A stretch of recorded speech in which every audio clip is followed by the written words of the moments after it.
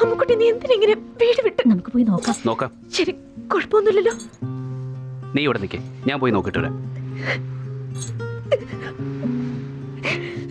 ഞാൻ വരുന്നിടാ, നീ പേടിക്കാതെ. ഉടനെ അവിടെ എത്താം. പോലീസിനേൽ ഫോൺ കൊടുക്ക്. സാർ, ഞങ്ങൾ ഉടനെ പുറപ്പെട്ടു വരാം. ഞങ്ങൾ വരുന്നവരെ ഒന്ന് ശ്രദ്ധിച്ചോണേ പ്ലീസ്.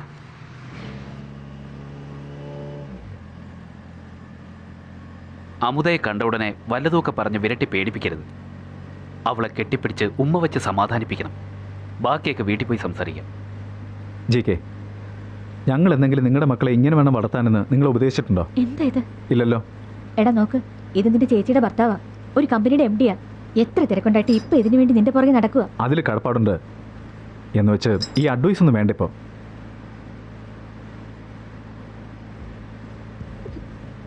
ഇപ്പൊ എന്തിനാ കരയുന്നേ?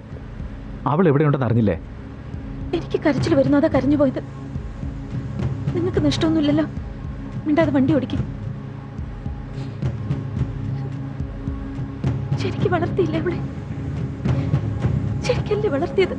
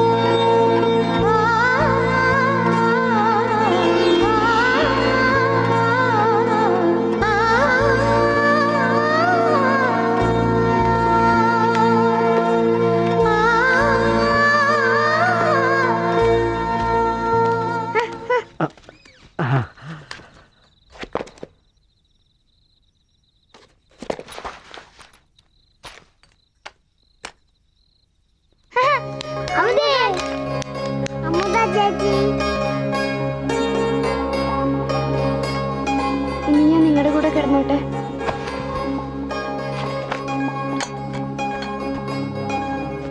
അമ്മ എന്നോട് മിണ്ടുന്നില്ല പപ്പ. അമ്മേ, എന്താ അമ്മ ഞങ്ങളോട് മിണ്ടായിരിക്കുന്നേ? അങ്ങനെ തന്നെടി, മിണ്ടില്ല. എന്താ വിചാരിച്ചിരിക്കുന്ന നിന്റെ മനസ്സിലെ? വലിയ ആളായി പോയെന്നോ? ഇവിടെ നിനക്ക് എന്തോ ഒരു കുറവ്.